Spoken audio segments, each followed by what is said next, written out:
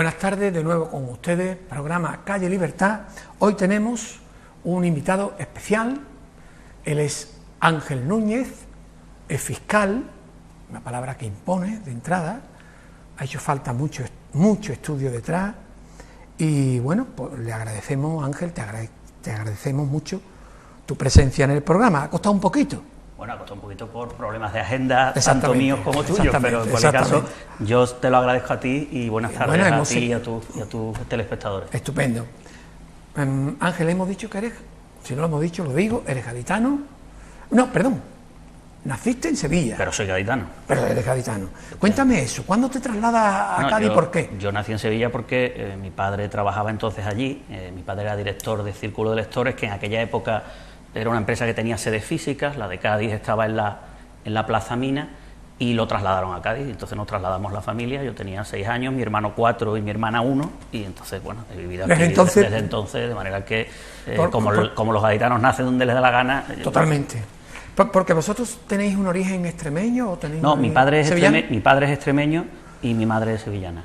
¿Y mi padre se limitó a nacer a Extremadura, lo llevaron a nacer a Extremadura, aunque él siempre reivindica su carácter extremeño. Ajá, estupendo. ¿Tú recuerdas, tienes algún recuerdo de Sevilla o ya aquello se borró, no? Hombre, sí tengo porque mis abuelos y mi familia, mis tíos vivían allí y lo visitábamos con frecuencia. ¿Sí? Claro, claro. Te vienes para Cádiz y ¿estudias dónde? Pues estudio, al igual que mis hermanos, y de hecho fue nuestro único colegio en Argantonio. Argantonio. ¿Qué recuerdos tienes de aquello? Pues los mejores. Lo volvería a repetir con los ojos cerrados. Me parece que recibimos una educación fantástica. Mis amigos de entonces son los amigos de ahora. Afortunadamente a todos nos ha ido regular al menos y la experiencia, por tanto, es de lo más satisfactoria. Satisfactoria. Bueno, es un colegio además que es como un entorno familiar, ¿no, Ángel? Tienen no sé, como algo más que un colegio, ¿no? Sí, allí había una gran cercanía de una parte del profesorado hacia los alumnos y de otra parte del profesorado hacia las familias, ¿no? Que quizás inicialmente en aquella época no era algo tan extendido y por otra parte tenía algo que era absolutamente singular y es que era un colegio mixto. Muy pocos colegios mixtos habían en aquellos lejanos años 70. Yo siempre he estudiado en un colegio mixto y reivindico además frente a la segregación en la enseñanza el carácter mixto. Sí. ¿Ya tú desde entonces tenías alguna inquietud desde el punto de vista de, no sé, de jurídica o no, jurídica no, a mí lo que me atrajo siempre desde muy pequeño y quizá también por mérito tanto del trabajo que desempeñaba mi padre, que estaba muy relacionado con los libros, como por los fantásticos profesores de literatura que he tenido, es una inclinación hacia la literatura, hacia la lectura, pero sin concretar mucho más allá de eso. Me comentabas antes que la filosofía te tiró hasta el punto de que lo intentaste, ¿no?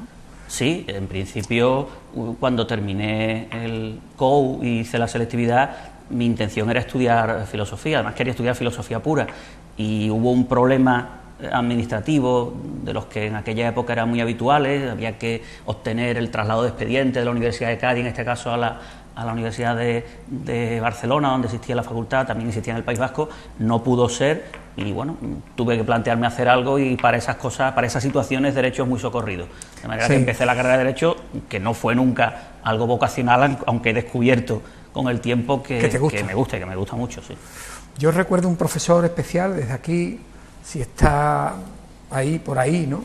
Le doy un enorme abrazo, que se llamaba Ángel Calderón, que me dio el COU entonces y era un magnífico profesor de filosofía que nos hizo. El profesor es muy importante a la hora ¿verdad? A la hora de... Es muy importante porque un profesor puede saber mucho de filosofía, pero si no lo traslada al alumnado, por una parte el alumnado no se entera y además en segundo lugar le coge manía a la disciplina. Yo tuve un gran profesor de filosofía en el colegio que fue Juan José Rabina, ya fallecido, y que en buena medida le debo mi afición por la filosofía.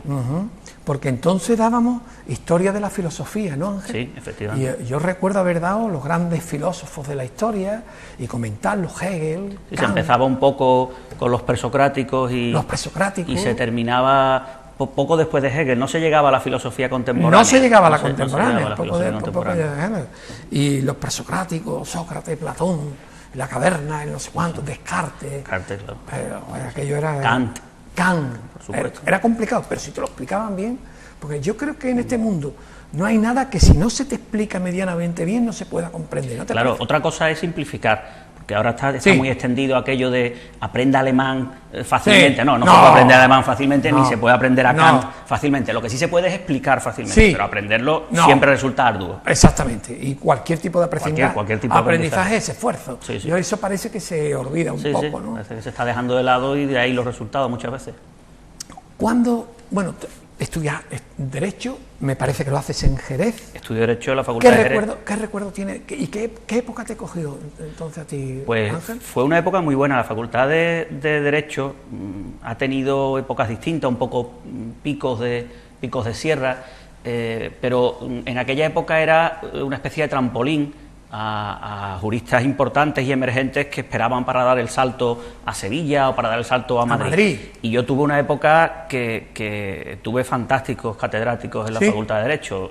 Mi maestro de Derecho Penal, al que sigo considerando mi maestro, pues, fue Paco Muñoz Conde, que es una figura del derecho penal, no solo en España. En España ha sido el premio von Humboldt europeo, en los Estados Unidos, en Japón tiene discípulos, en China. En Derecho Civil tuve al profesor Luis Humberto Clavería, en fin, un plantel muy bueno de catedráticos, entonces fue una época muy buena. Si a eso se le añade que es una facultad pequeña en la que Sí, si hay cercanía hacia el docente, pues la verdad que fue una época muy buena. Y también hice muy buenos amigos allí en la Facultad de Derecho, claro. Que también habrás incorporado. Son los que quedan para siempre, ¿no? Los del colegio y luego un poco los de la facultad, ¿no? Sí, bueno, esto es como los vinos, los mejores son los más antiguos. Los más antiguos. Ángel, ¿cuándo te das cuenta de cómo orientar sales de Derecho, tienes tu licenciatura y cómo decides la oposición de fiscal, que por otra parte es la misma que la de juez, ¿no? Sí, la posición es la misma. Una vez que se aprueba, pues se elige una u otra carrera.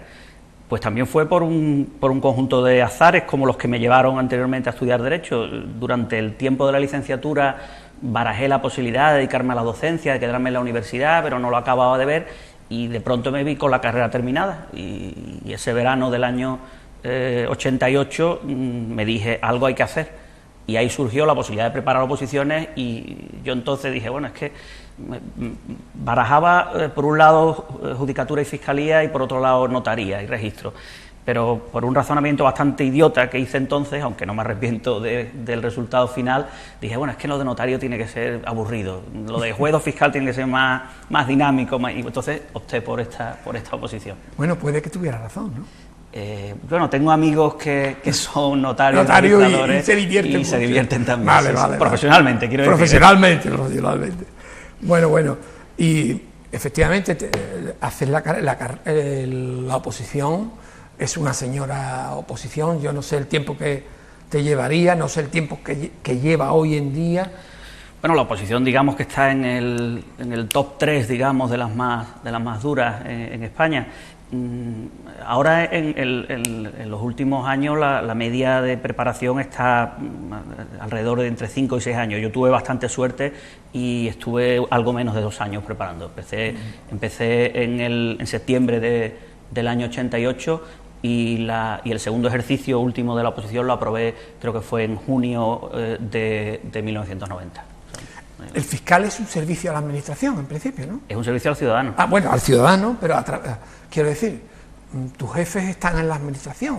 Bueno, somos funcionarios públicos, como son los jueces o como son los... Aunque a veces se olvidan, como son también los notarios o los registradores de la propiedad. Sí. A mí me gustaría hacer un poco de pedagogía. Ángel, un fiscal a mí me suena directamente a acusador. ¿Voy bien encaminado? No, lo que sucede es que es la parte más visible de nuestro trabajo. La Constitución da una definición muy buena de en qué consiste el Ministerio Fiscal. Dice que es primero un defensor de la legalidad, claro. Y por tanto, para defender la legalidad hay que hacerlo con imparcialidad. Somos imparciales. En segundo lugar, un defensor de los derechos de los ciudadanos. Ajá. Y Y eso nos obliga también pues, a actuar con unidad de acción. No tendría lógica que los fiscales actuaran de una forma en Cádiz, de otra forma en Huelva, o que algún fiscal de Cádiz actuara distinto que otro fiscal de Cádiz, porque eso provocaría desigualdad de los ciudadanos, y de ahí que para garantizar el principio de unidad de actuación se imponga un principio de jerarquía, porque así podemos unificar criterios. Y en tercer lugar, dice la Constitución que somos defensores del interés público tutelado por la ley. Por tanto, no estamos nunca con ninguna de las partes, esos son los únicos intereses que guían nuestra actuación, la defensa de la legalidad, de los derechos de los ciudadanos y del interés público tutelado por la ley. ¿Por qué se nos identifica habitualmente con los acusadores? Porque en la mayor parte de los procedimientos penales no hay otra parte acusadora distinta del Ministerio Fiscal, no hay una acusación particular o una acusación popular. De manera que cuando nosotros pedimos el archivo de un asunto porque entendemos que no hay suficientes pruebas o porque el investigado consideramos que es inocente, ese asunto se archiva y no va a juicio.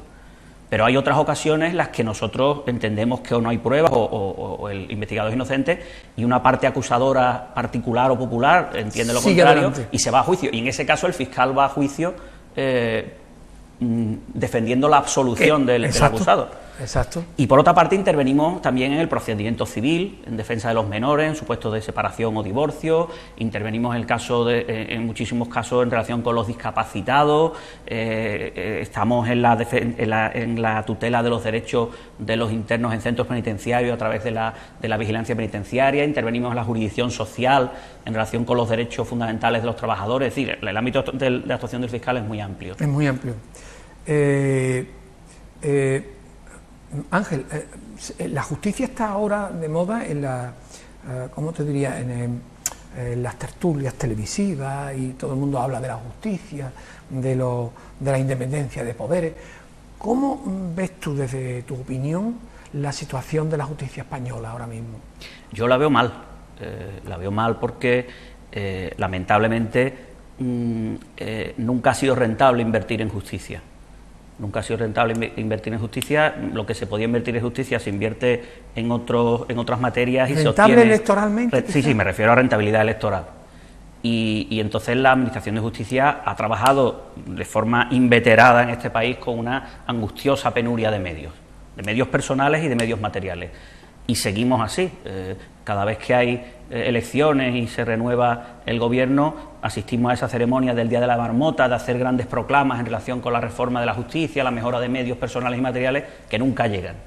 Y en esas condiciones es difícil prestar el servicio público al que el ciudadano tiene derecho. De manera que son perfectamente lícitas y legítimas y justificadas esas críticas que se nos hacen. Yo, en cualquier caso, rompo una lanza por los que trabajan en el ámbito de la justicia, hablo de jueces, de fiscales, de abogados, de funcionarios, de letrados de la Administración de Justicia, de procuradores, porque se trabaja mucho. Lo que sucede es que cuando tenemos que llegar de Sevilla a Madrid por un camino de cabras, porque no nos han puesto no ya autovía, sino una carretera nacional, se tarda en llegar y se llega con dificultad.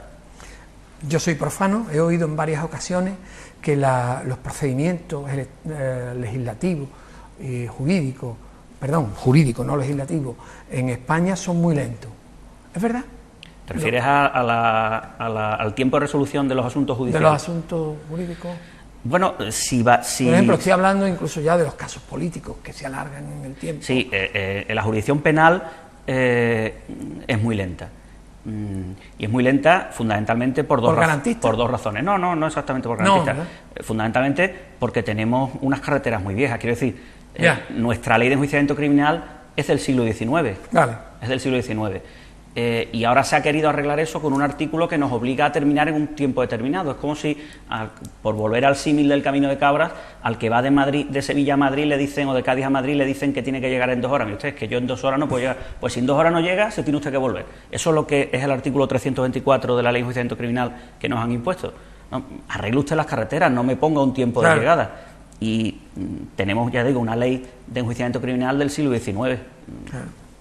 Difícilmente se puede obtener una justicia del siglo XXI con ese instrumento. Ángel, separación de poderes sí hay en España, ¿no? A pesar de lo... Hay separación de poderes, pero debiera de estar más garantizada, más reforzada. Más reforzada. ¿Dónde puede estar las debilidades de esa no exactamente... Hombre, cuando hablamos de separación de poderes, yo me refiero fundamentalmente a lo que es el Poder Judicial y el Ministerio Fiscal respecto del Ejecutivo y del Legislativo, ¿no? Yo creo que está más que estudiado, ¿no? Hay un problema en lo que se refiere a la naturaleza política de las decisiones del Consejo General del Poder Judicial, con el color político de cada gobierno de turno, y siempre se plantea el problema de la necesaria y nunca suficientemente garantizada independencia del fiscal general del Estado respecto del gobierno. Yo creo que son los dos grandes problemas.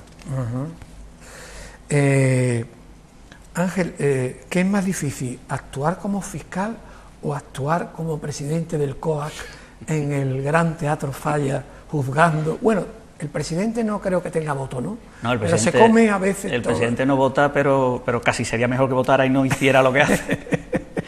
Porque al final se lleva un... No, bueno, es una labor de coordinación, de articulación de los distintos jurados, porque en realidad el jurado del Falla son 4 jurados y cada miembro forma parte de 2 de esos jurados y hasta este año ya no tanto, pero el año que yo fui presidente del jurado es necesario tener en cuenta las puntuaciones de una modalidad con las de otra, porque no compiten la chirigota con la chirigota y los coros con los coros, sino la chirigota contra los coros y los cuartetos contra las comparsas. Eso se ha resuelto, no totalmente, pero bastante para este año 2017, pero yo la tensión que viví, tensión gozosa, debo decir, sí, durante ese mes que estuve siendo presidente del jurado del COAC, no la experimento cuando me pongo la toga y bajo a celebrar un juicio.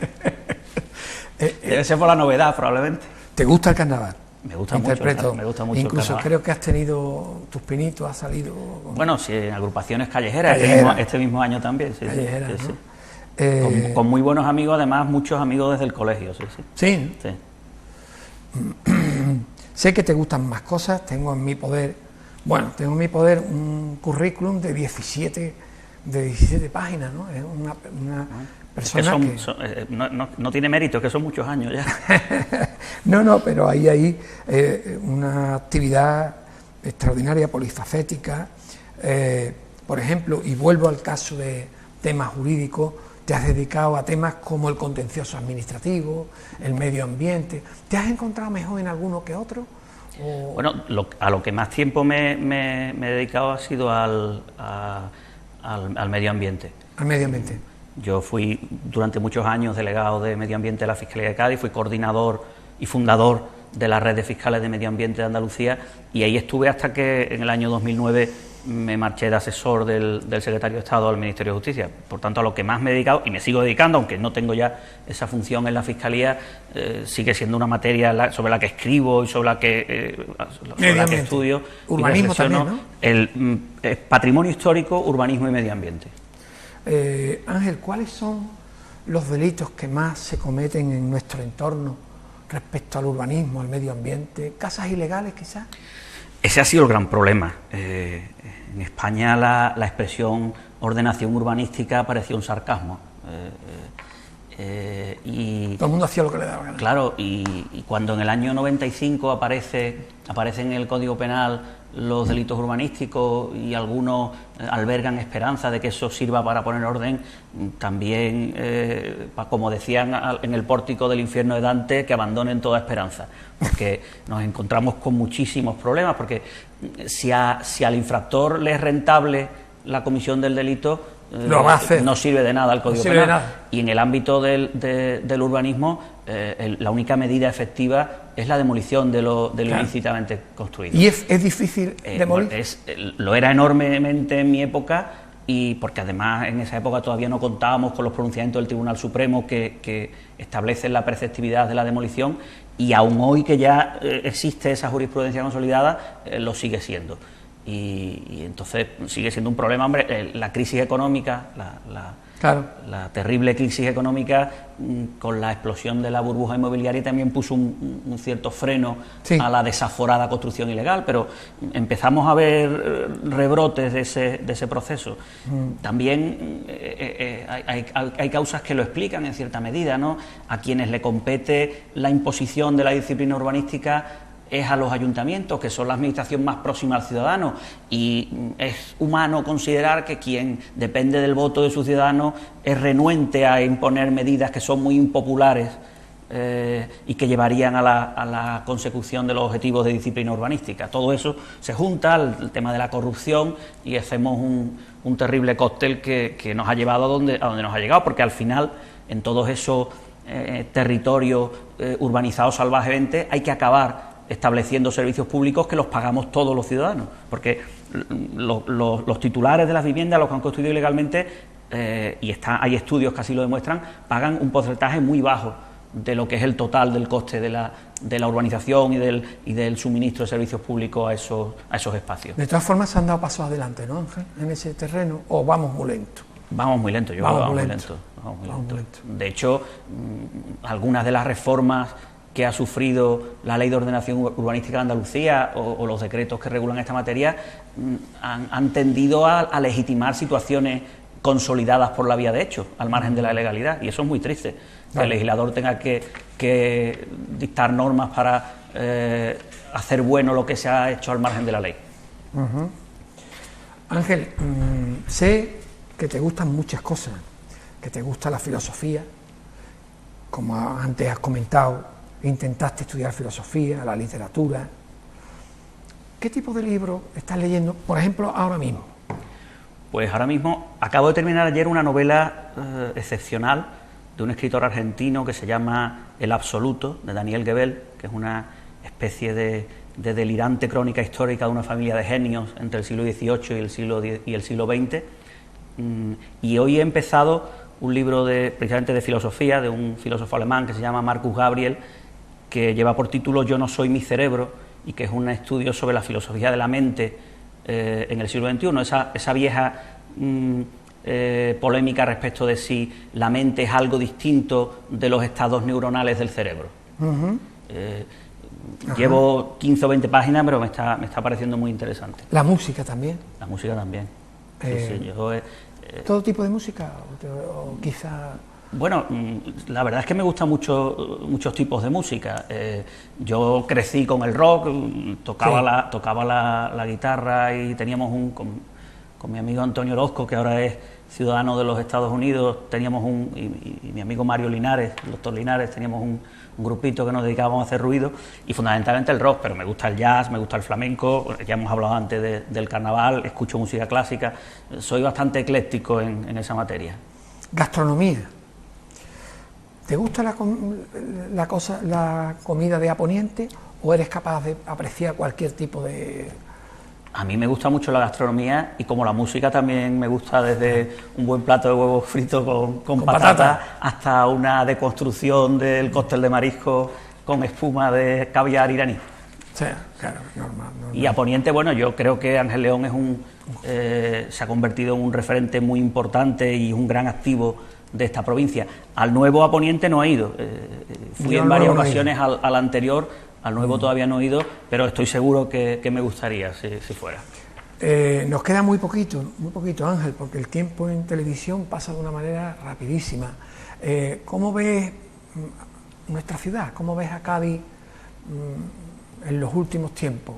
¿Qué te ha parecido la evolución que ha tenido y cómo la ves actualmente? Yo creo que esta ciudad ha carecido históricamente, digamos, en los últimos 40 años, de una visión de conjunto, de un reflexionar acerca de qué queremos que sea esta ciudad, cómo queremos evitar que se pierda población, cómo queremos evitar los procesos de gentrificación que se producen en el casco histórico, a qué tenemos que apuntar para que se generen puestos de trabajo. Y esta falta de un planteamiento global o estratégico ha llevado a que logros importantes que se han ido consiguiendo a lo largo de estos 40 años se amorticen muy rápido. Y me refiero pues al soterramiento, al segundo puente o al Palacio de Congresos. Lo que parecía que iba a suponer una locomotora de arrastre de muchas otras cosas, al final queda prácticamente solo en eso. Y yo creo que la consecuencia o la causa de eso es la falta de ese planteamiento global, estratégico, de decir qué es lo que queremos y a partir de aquí cómo podemos conseguir y qué medios contamos para conseguir esos objetivos. ¿Sigues viviendo en Cádiz, Ángel? Sí, yo siempre he vivido en Cádiz. ¿Dónde vives? Vivo en el Paseo Marítimo. En el Paseo Marítimo. Bueno, pues somos vecinos entonces también. Bueno, pues Ángel, nos ha costado un poco por lo que, como tú dices, por la agenda de ambos, pero lo hemos conseguido y ha sido un placer. Y ha sido un verdadero placer para mí también. Y bueno, hasta siempre, un amigo siempre. Y bueno, y con ustedes, pues muchas gracias también por estar ahí y emplazarle de nuevo al próximo programa de Calle Libertad. Hasta entonces, muy buenas noches.